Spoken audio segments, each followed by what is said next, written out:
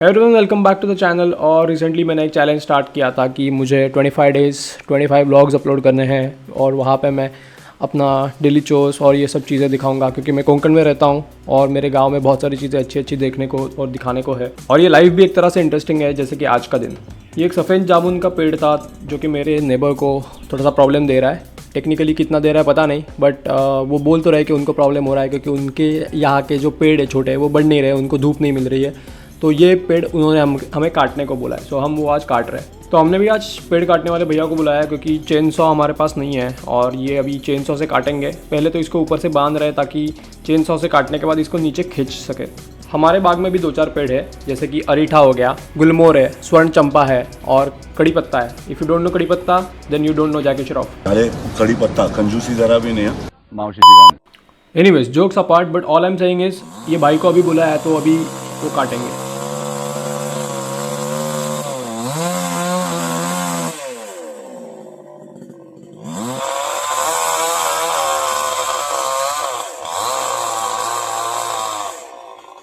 तो अभी यहाँ पे प्रॉब्लम ये हो रही है कि अगर ये पेड़ का तना ऊपर से कट के 2 सेकंड में अगर गिर गया तो यहाँ पे नीचे का जो तना है उस पर भी झटका आ सकता है और यहाँ से गिरने का चांस रहता है। तो वो हमें नहीं लेना है, इसलिए ये भाई फिर से एडजस्ट होकर अभी काटेंगे।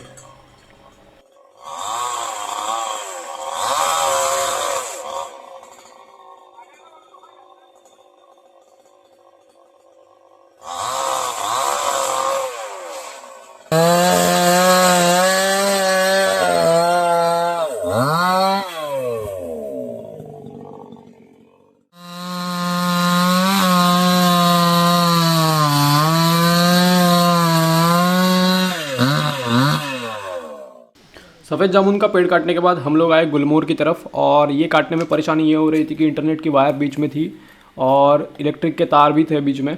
तो इसको आसानी से और धीरे धीरे स्ट्रैटेजी बना के काटना पड़ा। और थोड़ा सा भी यहाँ पे कोयता भी यूज़ किया गया है क्योंकि यहाँ पे मशीन का यूज़ थोड़ा सा डेंजरस हो सकता है। ये ऑलमोस्ट सारा का सारा कटा हुआ है और अभी थोड़ा सा जो रीठा का पेड़ है वो अभी थोड़ा सा बचा है।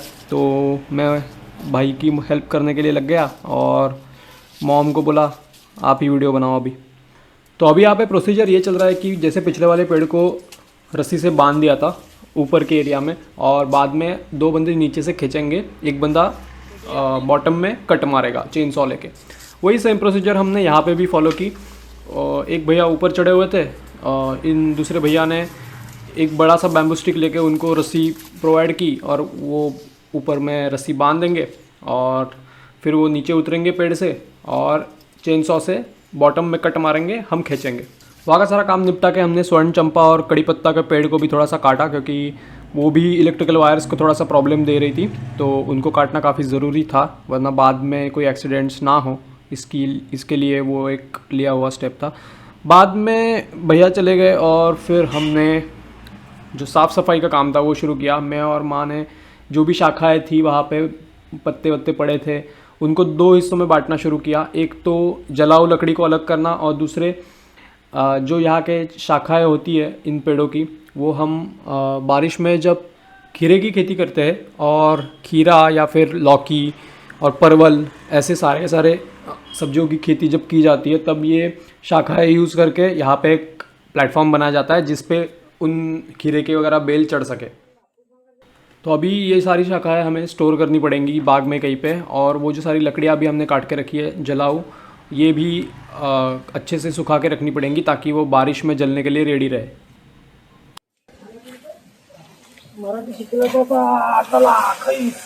ये सारे काम करते हुए भी बहुत अच्छा एक्सरसाइज होता है, बहुत अच्छा फंक्शनल ट्रेनिंग होता है।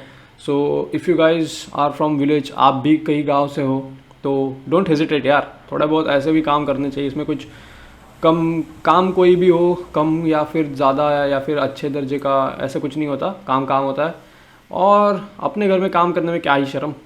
तो आप भी अपने घर में अगर ऐसे कुछ काम हो तो बी अ मैन एंड थोड़ा रिस्पॉन्सिबिलिटी लो। घर के ऐसे काम थोड़े से करो जिसमें फंक्शनल ट्रेनिंग भी हो, उससे आपको एक अलग खुशी मिलेगी। Clean AF। थोड़ा आंधी बहुत ज़्यादा चल रही है तो ये जो ऑर्नामेंटल ट्रीज़ है ये सारे के सारे गिर रहे हैं, बट लुक एट दिस, यही पे हम काम कर रहे थे, ऑल क्लीन। ये सब काम निपटाने के बाद मैं फिर से बाग में गया, और क्योंकि वहाँ पे पीरियोडिक वर्क अरेका नट का हार्वेस्ट करना था, वो हार्वेस्ट करने के बाद मैं घर पे लौटा। बीच में 2 कोकोनट भी बाग में गिरे हुए मिले।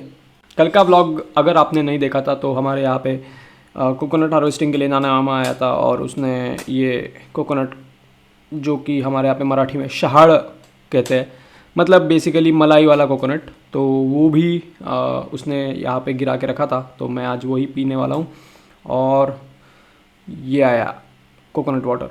सो बेसिकली यहाँ पे एक फ़ायदा है, काम कितना भी करो यहाँ पे कोकोनट खुद के ही है तो कभी भी पी सकते हैं, और अच्छे खासे मलाई वाले भी मिलते हैं।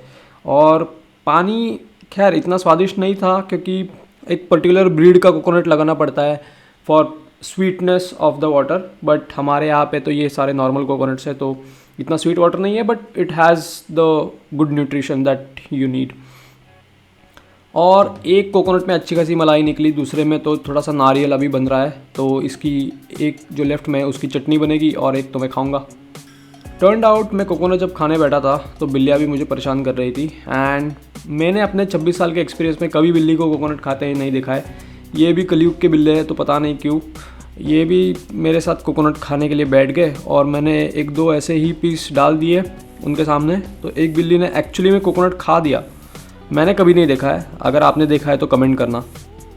वैसे पानी इतना स्वादिष्ट नहीं था, बट कोकोनट ये जो निकालने के बाद मैंने खाया काफ़ी स्वादिष्ट था, मतलब नेक्स्ट लेवल स्वादिष्ट।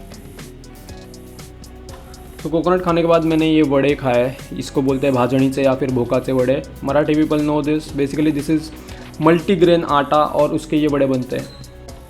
सब काम धाम निपटा के दिन भर की मेहनत करके मैं घर आया, और फिर फ्रेश होके नहा धो के मस्त एकदम अच्छे से यहाँ पे मिरर में थोड़ा सा टाइम पास करने लगा। और फिर उसके बाद मेरे को याद आया कि मुझे काम भी करना है, तो फिर मैं ऐसे थोड़ा सा फ्लेक्स करके काम करने बैठ गया। और भाई काम मैं बोलना चाह रहा हूँ कि ये ऑनलाइन लैपटॉप वाला वर्क, मुझे वीडियो एडिटिंग का भी शौक़ है, और ग्राफिक डिज़ाइनिंग, मैं डिजिटल मार्केटिंग पास्ट में रह चुका हूँ, तो ये सारे फ्रीलांस के प्रोजेक्ट्स भी मैं उठाता हूँ। If you guys have any digital marketing या फिर ग्राफिक डिज़ाइनिंग का work, then please comment down. और उसके बाद मैं एक्सरसाइज करने पहुँच गया, क्योंकि हमारा 100 पुशअप्स एंड 100 स्क्वाट्स का चैलेंज तो एक्टिव है ही। विद दिस चैलेंज मैं ये चैलेंज करने वाला हूँ 25 डेज़ के लिए, और इसके साथ में ये सारे के सारे व्लॉग भी अपलोड कर रहा हूँ। I hope you guys are enjoying these vlogs, and if you are enjoying these vlogs then please comment down below. And आपके भाई को सपोर्ट की बहुत ज़रूरत है, क्योंकि अभी हम 1000 सब्सक्राइबर के बहुत ही करीब है, 2 साल मेहनत जारी है। एनीवेज, एक्सरसाइज का ब्रेकडाउन मैंने ऐसे किया था कि बहुत सारा काम होने के बाद भी मेरे को आज बॉडी में जान थी, क्योंकि ये 3rd डे है और मुझे आदत हो गई अभी थोड़ी सी। तो मैंने ऐसा प्लान किया था कि 20 पुशअप करूँगा और फिर 20 स्क्वाट करूँगा। ऐसे प्लानिंग से मैंने क्या किया, पुशअप मार दिए, स्क्वाट मार दिए, और सीधे उसके बाद 2 मिनट का रेस्ट ले लिया। तो ऐसे तो बहुत ही आसान काम हो गया, 2-2 मिनट का रेस्ट, और बाद में 20 पुशअप 20 स्क्वाट, 20 पुशअप 20 स्क्वाट, ऐसे करते मैंने एक्सरसाइज कर दिया फिनिश। तो आज के लिए बस इतना ही। अगर आपको व्लॉग पसंद आ रहा हो तो लाइक करना और सब्सक्राइब करना ना भूलना। Thank you so much for watching, bye bye.